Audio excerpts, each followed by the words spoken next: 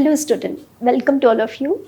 In today's lecture, I, Dr. Smita Patil, is going to discuss about this topic, Women's Movement, Part 1, which is a part of the course BGS 011, Understanding Gender and Law. As you know that 70s onwards, the women's movement was dealing with a number of issues, and it was a very vibrant women's movement with many achievements to its credit. It has linkages to the South Asian women's movement and its impact on Indian women's movement. To arrive at this understanding of the present state of the women's movement, I think it's very important to understand the whole legacy of the 1970s. I mean, there are several issues one would, talk about, and there are small, little, minute issues which women's movement have taken. 1970s is a period where one would see that the social movement, Dalit movement, tribal movement, also raising the question, the land reforms movement, and women were at the center point in which that they raised the fundamental question to the state. It's not only about raising the question to the state on women's right, but also in order to understand, the question of the wages, the equal wages, the employment issue, the education, and so on and so forth. The number of issues were raised by, the other social movements also, and of course, women's movement was also been a part of. As a, if we segregate one category as a women's movement, right?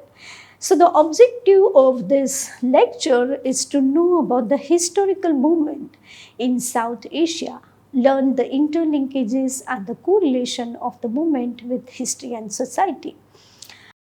And then it's also been important to evaluate the strength and challenges before the movement during that point of time.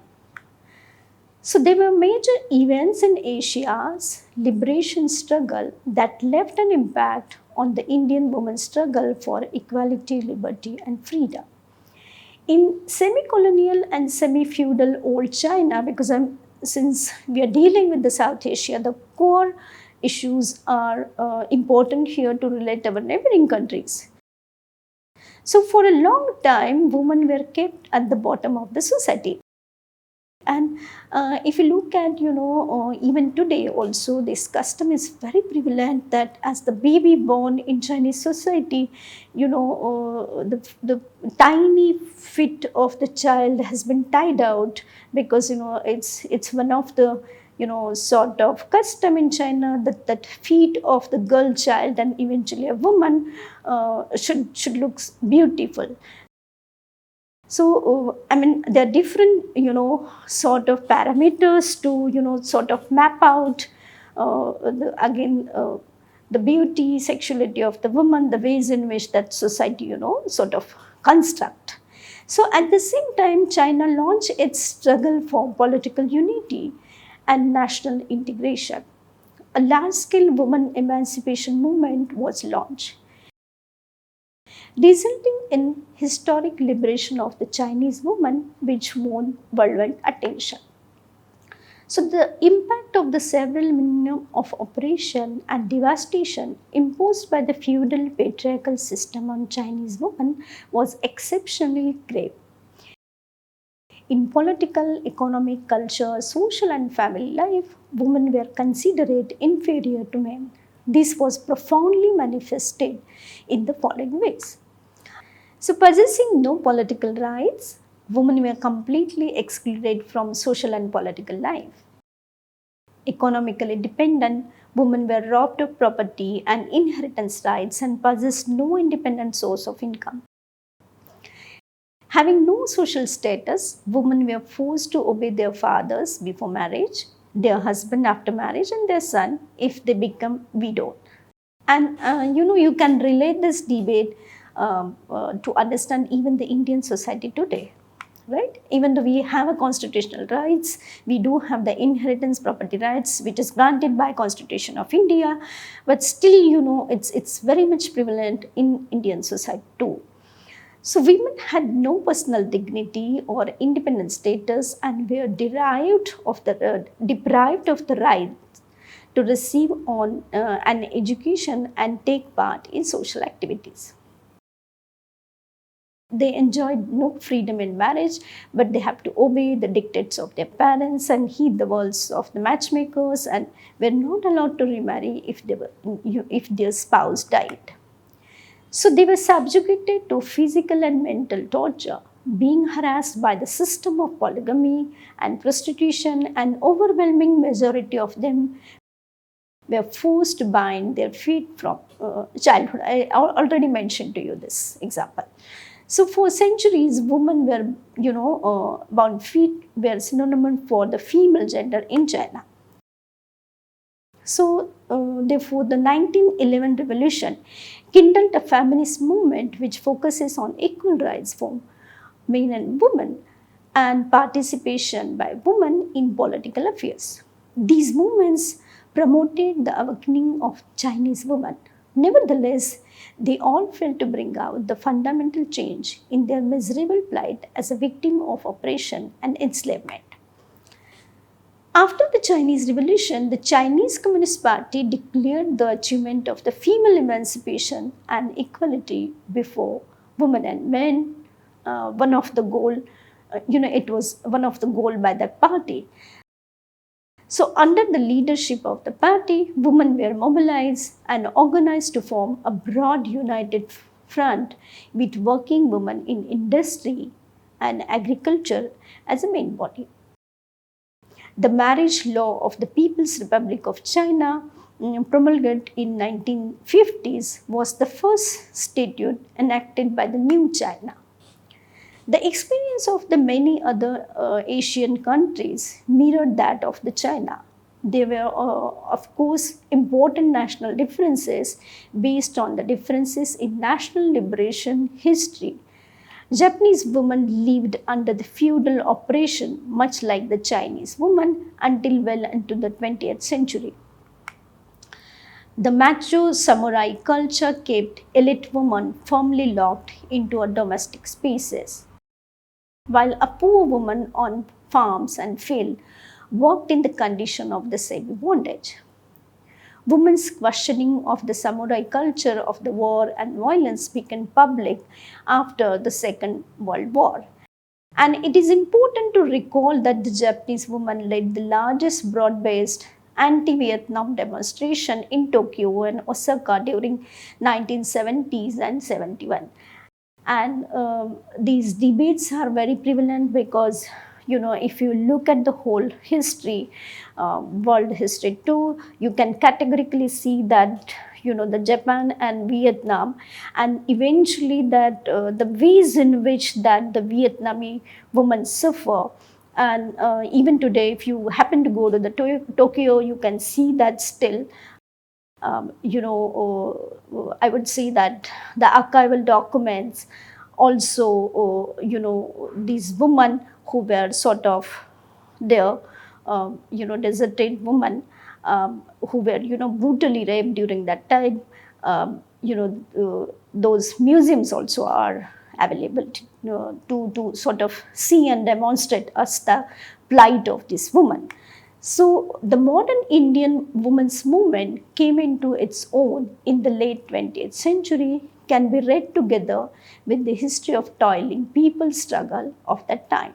The women's group associated with the class-based political parties and mass organization present somewhat different pictures from that presented by the autonomous stream arguing for undivided women's movement. Although the feminist critique of the polity in the mass movement may have been more muted than that is in the autonomous stream, there were much larger number of the women associated with them. By definition, their articulation presents a critique of the state policy. While the National Federation of the Indian Women associated with the undivided Communist Party continued its work and other formation. For instance, All India Democratic Women's Federation (ADVA) and the Mahila Dakshata Samiti began serious work. And I just wanted to mention, as a student of even the law and the gender, which we are sort of dealing with the gender question. ADVA contributed a lot to the women's studies from the very beginning, right? So these 70 began serious work among the workers and the peasants and highlighted women's issues as well. The decade of 1970s and 80s were marked by a general disenchantment with the promises of the independent among the large section of the society. If you in fact look at 70s and 80s, you would see the prominent debate emerge in India during that point of time was again a question of the rape, the dowry question, the sati question, because a lot of incident took place during that time. And the period is noted for the many mass struggle located on independent platforms, as well as struggle by the late political formation, ranging from Sarvodaya Gandhian to the far left. Many of these movements included significant participation of the women and addressed their issues conjointly with any other leading issues guiding the movement.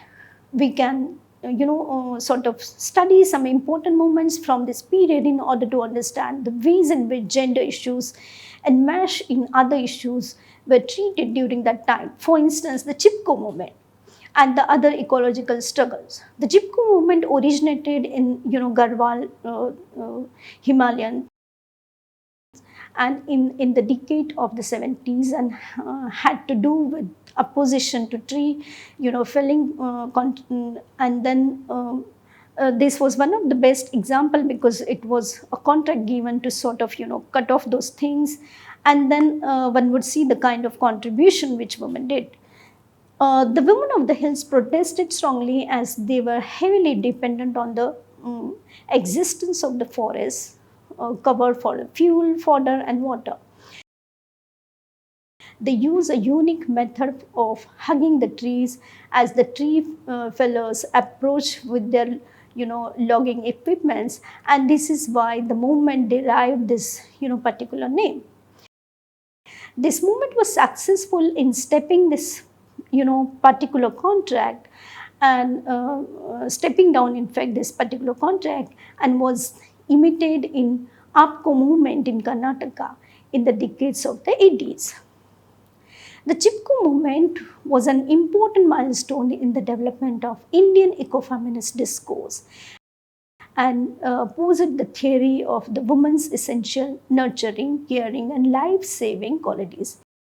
In fact, I would recommend to you to have a look at the work of, Vandana Shiva, Maria Weiss, Meena Agrawal, if you want to, sort of understand ecofeminism in a deeper sense.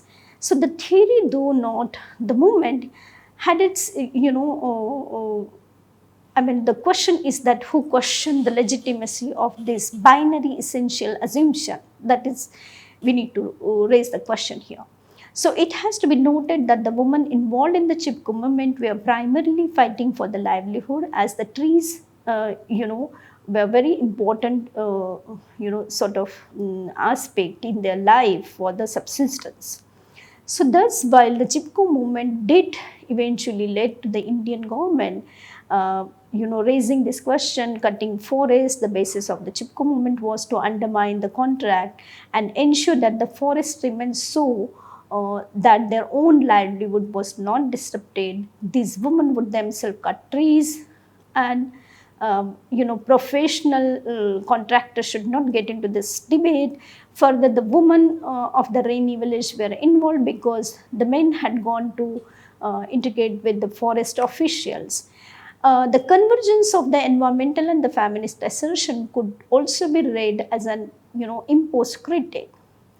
It also began an added complexity of the ecofeminism discourse of the Chipko movement, where these women fighting patriarchal capitalist structure and was a movement in itself, environmental considering its basis. All this notwithstanding, there are underlying complexities of the Chipko debate as well. particularly the problematic question of whether women would have initiated the movement if their own subsistence was dependent on felling the trees of the forest, which reflect the concern and anxieties within the ecofeminism. The reading of the woman nurturing and the peaceful, it is an essentialist argument. And this nature culture debate, which has been debated in the ecofeminism, you must read this in a thorough manner. So, therefore, that the woman's involvement in the communal violence, caste, class hierarchies again problematize this argument. In the decade of the 70s and 80s, trade union struggles of the beedi workers in Nipani and mine workers of the Chhattisgarh made important contribution to the mobilization of women. These movements are important because they succeed in weaving in women's issues into the fabric of the trade union struggle. At the same time, they took up the so-called personal issues of the woman through allied forums. In Chhattisgarh, the history of the mine mechanization and the negative impact it had on women's employment was taken as an argument to demand manual or semi-machinized mining options that would converse the job of the unorganized sector. In Bihar, particularly the Bodh Gaya movement of the mid 70s under the leadership of the JP movement led Chhatra Yuva Sangharsha Vahini, Chhatra Yuva Sangharsha Vahini spearheaded the demand for the redistribution of the huge land holdings of the Mahants of the Bodh Gaya Math to the landless. At the same time, they demanded that the land rights to be given to all, women as well as men.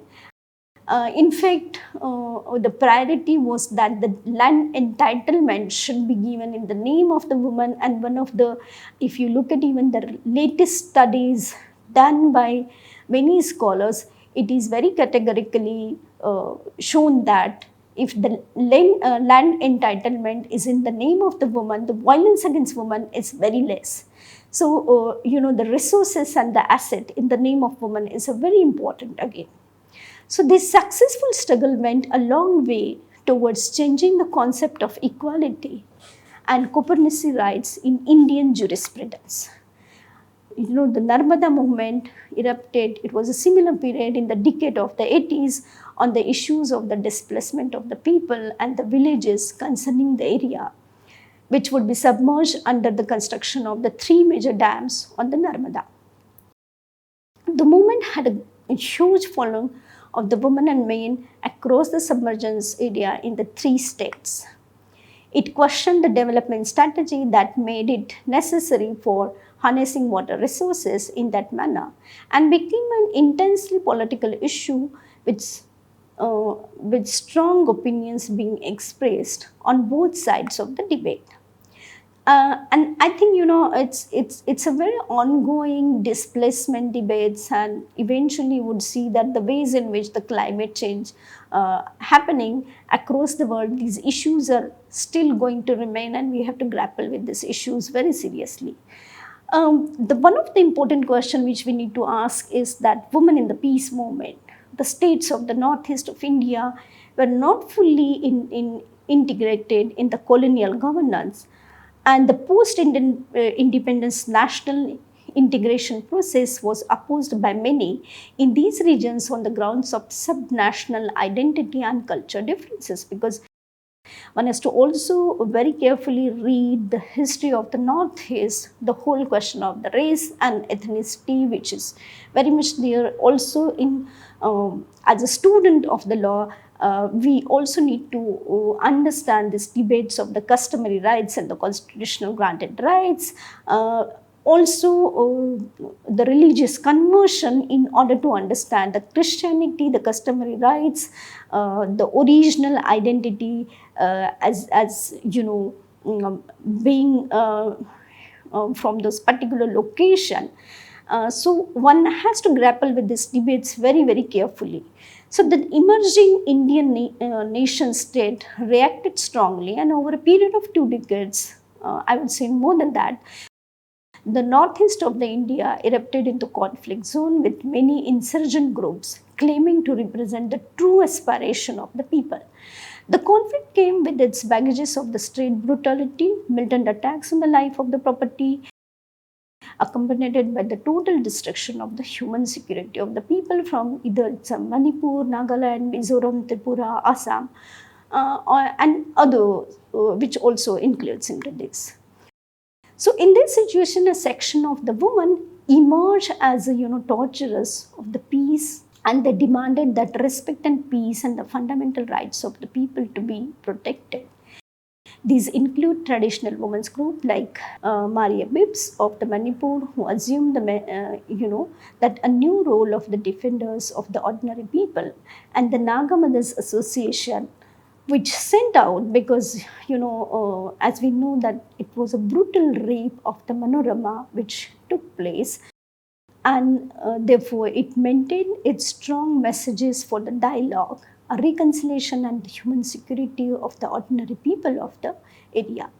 These movements were not classified as a women's movement in the classical sense of the term, as they do not only or exclusively raise women's issue, because there were other fundamental issues which these women, particularly Naga mothers, are raising about, not only the question of the rape of the Manorama, but also that the missing children in those areas, the missing husband, son, and so on and so forth. There are a number of issues which they were. So, however, they have involved women in far larger numbers, that is so-called pure light women's movement, and raise important question about where the center of the women's movement in India should really be located. The efforts to consolidate this scattered initiative into joint platforms to sharpen the collective theoretical understanding on the issues of the women's operation have to be made several times. The Nari Mukti Sangharsha Sammelan in Patna in 1987 was a major effort in this direction, and later a series of the movement conferences continued the effort to build perspectives on women's question and women's struggle. An interesting feature of the end century scenario is the large participation of the women in the ranks of the armed revolutionary movements of the far left. While normalcy, women were perceived as a victim of the violence in the studies of the armed and conflict relation. Here, women seem to have decided that the only way to overthrow a violent and patriarchal state by the force. So therefore, this phase is marked by the major political mobilization of the woman, advancement in women's overall political consciousness, and by the development of the discourse on feminist critique of the development. The latter includes a development on ecofeminism and the class-based analysis of the both state policy and women's marginalization. The most important contribution of the women's movement has been its commitment for the peace initiative, is disturbed areas and the communal conflicts, ethnic tension, and the mob violence. Media publicly on this issue is extremely, played an extremely important role, that such work can be replicated in the places where such groups do not exist. So, in order to understand, in fact, the women's movement in India from 70s onwards, it's very important to understand the ways in which it has taken up the question. For instance, as I argued that, 1970s onwards is a movement of the women's movement, which also had a sort of interlinkages and impact of the South Asia. As I argued that China, Japan, and other neighboring South Asian countries, as an emerging new nation state and bringing out the issues of women's emancipation, equality, freedom, and therefore that there are a number of changes which has been done through their constitution. Of course, that India was one of them, that in which one would see that the equality and the difference, the pluralism, which was playing an important role.